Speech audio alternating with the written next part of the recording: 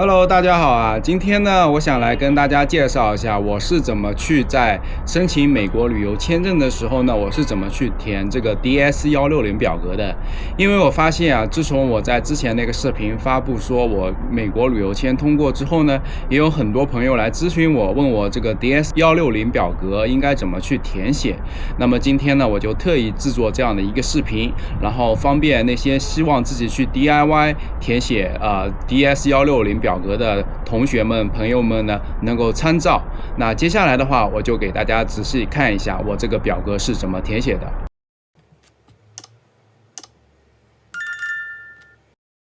首先呢，我们需要进入到美国签证的这个申请的网站，然后呢，我会把我这个申请的这个签证的网站放在我的这个评论区置顶这边，大家看到的话就可以点击进去去填写了。首先的话，你打开这个网页呢，第一步的话就是会弹出来一个叫做 Apply for a Non-Immigrant Visa 这样的一个页面。那看完我这个视频之后呢，我希望你能够自己来 DIY 填写这样的一个表格。好，我们现在就开始。那在第一页的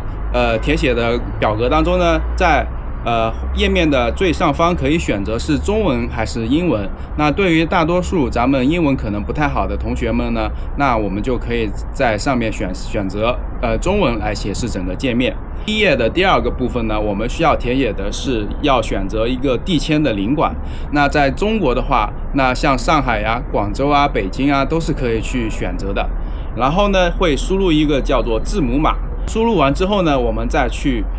测试一下我们之前在拍照片的时候，我们拍的照片是不是符合标准。这个地方呢，也可以去点击下面一个链接来测试一下我们的照片。然后呢，接下来这一页呢，就是开始申请 Start an Application。点击完这个链接之后呢，它就会跳转到我们的第二页。我们来看一下第二页到底是怎么样子的。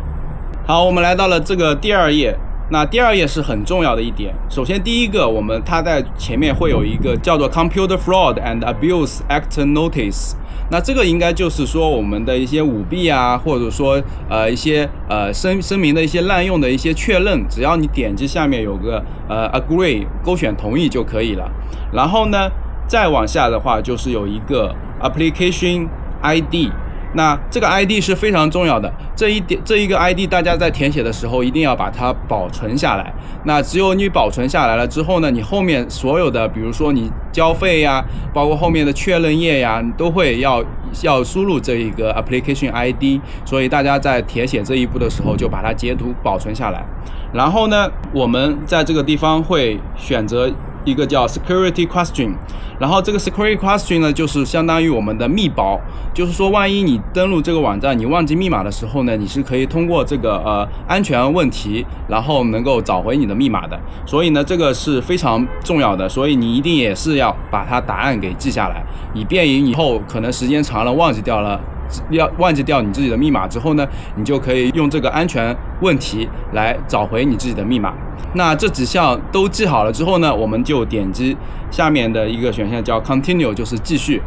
然后我们再看一下第三页，我们应该填写什么。好，我们来到了第三页。第三页的话，主要是填写一些个人信息。首先的话是会有姓名、名字以及中文的一个全名。然后呢，它还会要求你填写是否有这个曾用名。如果你有的话，你就点击 Yes， 然后把你的曾用名点上去。如果没有的话就不需要，你就选 No 就可以了。然后就是名字相应的电码，那这个电码的话是可以选 No 的。然后呢，接下来是性别、婚姻状况、生日，然后出生的城市、出生的省份以及出生的国家。这边特别要强调的一下是关于出生的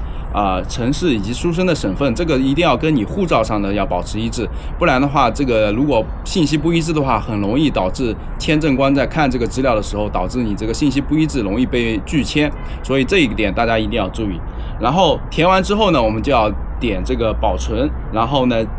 继续下一页。然后来到下一页的时候呢，又有几个个人的一些信息还是要补充完全。下一步的时候呢，我们有几个选项也要是跟国籍相关的，所以我们要把它填写完整。第一个是你的国籍是什么，你是否有其他的国籍，然后呢，你是否有其他国家的永居，就是说你是不是其他国家的永久居民。然后接下来就填写你的这个身份证号码，然后美国社区安全号码以及美国纳税人 ID。如果你不是美国人的话，那或者说你不是持有美国绿卡的申请者的话，那这2个可以不用填的，你可以留白留在那边就可以了。所以填完之后呢，大家一定要记得，我们 DS160 表格这个填的这个网站啊，它经常会断线，然后经常需要你重新登录，所以我在填的时候是很麻烦的。所以大家一定要是每填一步都要把它保存好，然后再点击下一步。好，我们再看一下下一页我们要填什么。好，来到了下一页，我们就要填我们的第2部分信息，也就是我们的旅行信息。那这个上面会有说你来美国的目的是什么，然后你申请的是什么类型的签证。那这个时候呢，你可以按照你自己的这个具体的需求去填写就可以了。然后呢，它还有一项就是说问你是否有旅行计划。那我觉得大家肯定是要写这个旅行计划的，不然的话你连旅行计划都没有的话，你怎么去申请这个旅游签呢？对吧？所以大家选 yes。 然后选完之后呢，就是需要把你的抵达美国的日期啊、航班呀、抵达城市啊、离开美国的日期啊、离境的航班、离境的城市，以及你要在美国要去的一些地点把它填好。当然在这个地方呢，我当时填写签证的时候是没有把这个抵达航班以及离境航班这2个信息给填上去的，因为当时我也不知道我的签证会不会下来，所以呢我就留空留在这边，其实也是可以的，大家可以参考我的这个做法。之前还有一项就是说为你旅行买单的人或是实体，那当然我觉得这一块的话就填你自己就可以了。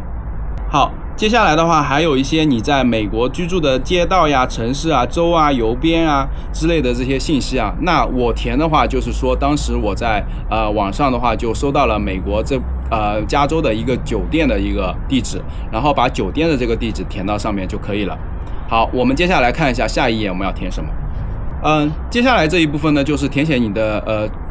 同行人的一个信息。比如说你是以家庭单位去申请的，那就要把你家庭的其余的成员的信息填上去。我的一个经验就是说，你最好不要一个人去申请，单身的情况下你去申请的话，这一块如果你不填的话是很有可能被拒签的，这个也有自签的一些经验，所以最好是一个家庭。这样的话，那签证官会认为你是不会在美国滞留。好，我们再接下来看一下这个同行人信息需要填什么内容啊？第一个，你是否有同行人，然后你是否作为团队或组织中的成员出行，然后把同行人的信息啊、名字啊、与你的关系，特别是与你的关系一定要填好，比如说是配偶啊、父母啊之类的都要把它填好。然后第4部分就是过往去美国的一些信息，比如说你之前是不是去过美国啊？如果你是去过美国的话，那你就需要去填写 yes。然后之前是不是有美国签证？那你如果有的话，你就写 yes； 如果没的话，你就如实填写，比如说写 no。然后呢，还有一项就是是否曾经被美国拒签，或者说被拒绝入境美国，这个也根据你的实际情况去填写。然后呢，还有最后一项是否有人带您向移民局提交过移民申请。那这个的话也是据实填写。我相信大家很多人如果看我这个视频看到现在的话，应该都是说是之前没有任何填写经验的，也是说希望通过 DIY 来填写。所以这个信息的话，我觉得大家如果没有去过美国的话，都可以填 no 啊。我们再接下来看一下下一页我们应该填什么。好，第5部分的话就是填我们的地址和电话信息。那这个的话就是你在中国的一些居住地址呀、电话啊之类的信息，比如说像家庭住址、街道、城市，然后省份、邮编、国家，然后呢它会让你选择一下邮寄地址是否和家庭地址一致，那你也是可以据实填写。然后还有一个电话信息，然后工作的电话、备用的电话，如果你没有的话，我觉得可以是不用填写，你就填写你的手机信息就可以了。然后接下来是我们的是否5年内用过其他电话号码，那如果用过的话你就据实填写，如果没有用过的话你就选 no。然后接下来是我们的电子邮箱，这个电子邮箱是很重要的，大家一定要填写正确。那后面的话，如果有任何的信息是可能发这个邮件到你的这个电子邮箱里面的，如果你填写错误的话，那这个的话你后面就收不到任何的邮件了。然后接下来的话是有近5年内是否用过其他电子邮箱，那你也是可以，有的话就选 yes， 没有的话就选 no。然后呢，还有一些社交媒体的平台啊、社交媒体的账号呀之类的东西。那我当时填的话，我是填了微博嘛，因为其实我微博是没有发任何东西的，我只是平时看一看，我基本上都是不用的。你就选一个你正常的一些社交媒体账号填写就可以了。然后还有一项就是说，是否愿意提供5年内社交媒体信息或分享内容，你其实是可以填 yes 的，因为我当时填写的话，我的微博是没有任何信息可以分享的，也没有发过任何微博，所以我选了 yes。那如果你选了如果你的微博上面有很多的一些内容的话，我觉得这个时候你要注意一下啊，因为怕到时候你自己的微博发表的这些内容可能会有一些与这些美国相关政策相违背的一些内容啊，所以大家在填这个东西的时候，你选择社交媒体的时候，选择你是否愿意分享社交媒体内容的时候，大家都要务必谨慎，考虑好之后再去填写。我们再接下来看一下我们接下来要填的一个表，下一页是什么？好，接下来的话是第6部分，我们要填写的是护照信息。然后呢，比如说你的护照、旅行证件的类型，那基本上我们可能选 passport， 然后呢，我们的护照、旅行证件的号码之类的，我们也可以参照护照上的号码把它填上来。然后呢，还有我们的一个护照的编码、护照的签发国、签发城市、省份、国家。这个地方我要跟大家特别强调的是，我当时在填写的时候，对于护照编码以及护照号码这2个有点搞不清楚。那当时我也查了很多资料，然后呢，我给大家说一下，就是我们的护照号码以及我们的护照编码。我们的护照号码就是在我们护照正本上的这个号码，然后护照编码的话就是我们护照侧边栏，就是我们护照右手边最靠边的这一串的号码。所以说大家可以填这个信息。然后接下来还是要填你的护照的签发日期啊、失效日期，以及我们的护照是否被丢失过或者被别人偷过，这些都要填上去。第7部分美国联系人的信息，我当时是没有填写的，因为我在美国是没有任何的亲戚或者说非常要好的朋友在那边，所以我这个地方都是留空的。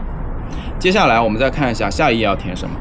好，来到下一页呢，就是我们要填写的第8部分，一个是家庭信息，比如说你的亲属信息。那这个地方会要填你的父母的姓名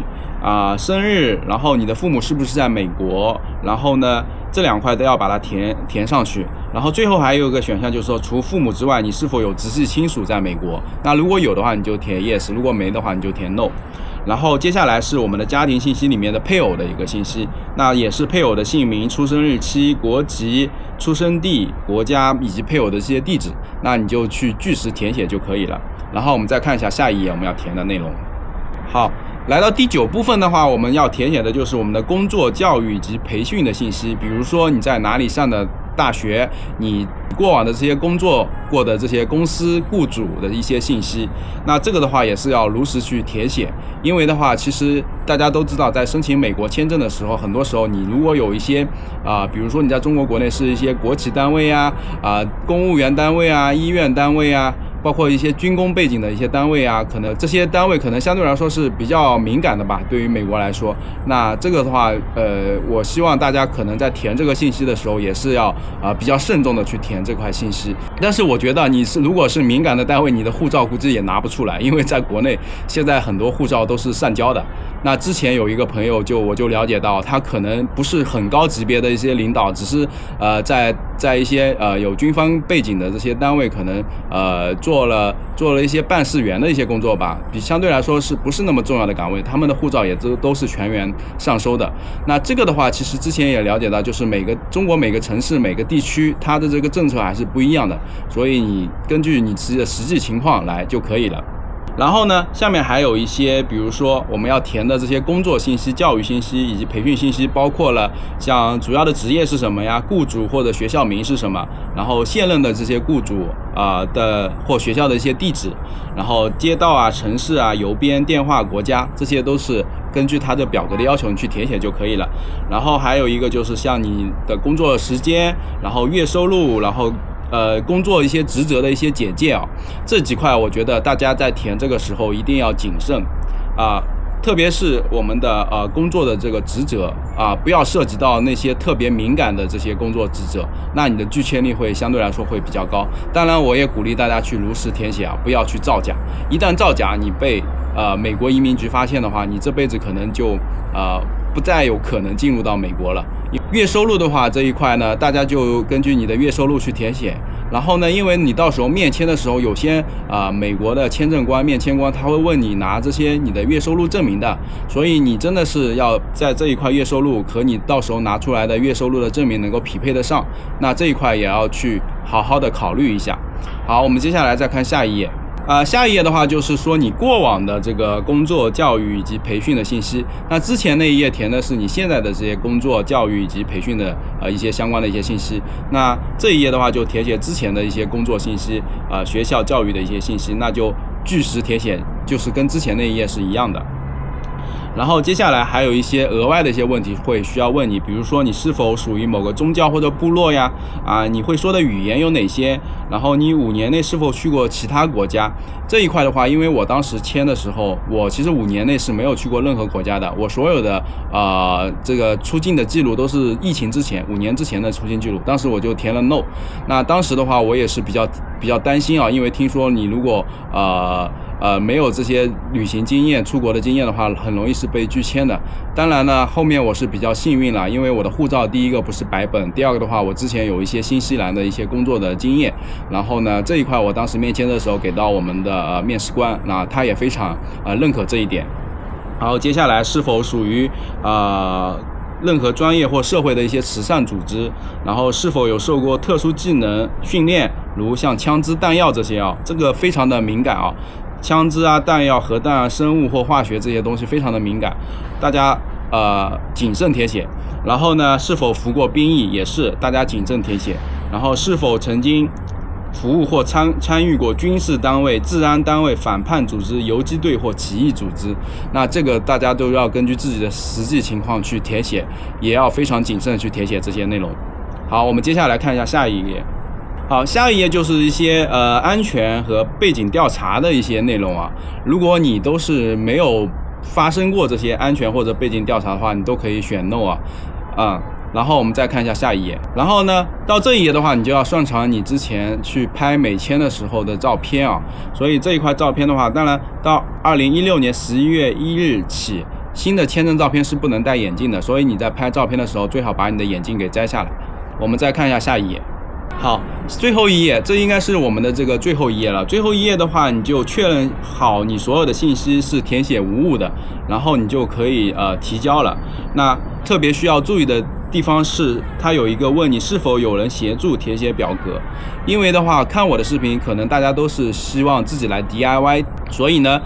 大家可以选择 no。当然了，这里面我知道有很多人是找了这个中介机构去填写这些东西的，那你可以选择 yes， 然后把中介相关的信息可以填上面。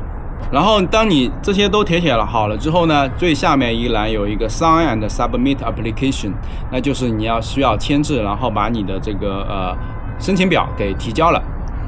好，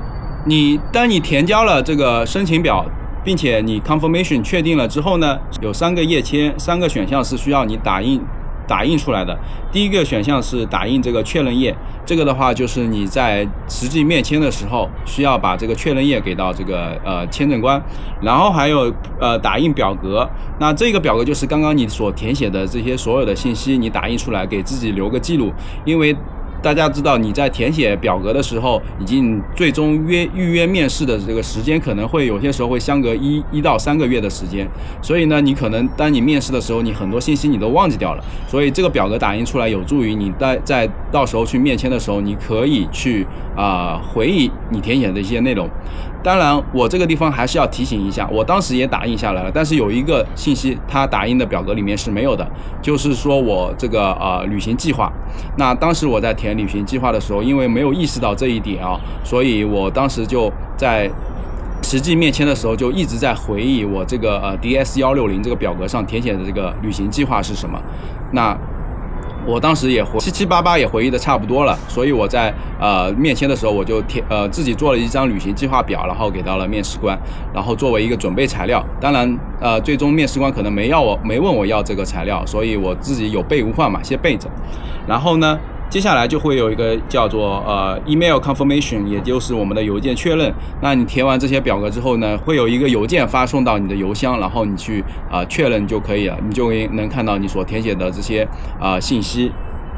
然后到这边为止呢，我们的所有表格就填写完成了。接下来我们就这些所有内容都填写完成了。那之前我在视频的最开始给大家强调的就是我们的一个 application ID， 这个一定要记牢。那你要拿着这个 application ID 去交费，交完费了之后呢，你就可以把这个交费的记录也打印下来。那到目前为止呢，所有的整个过程我都通过这个视频已经教给大家了。那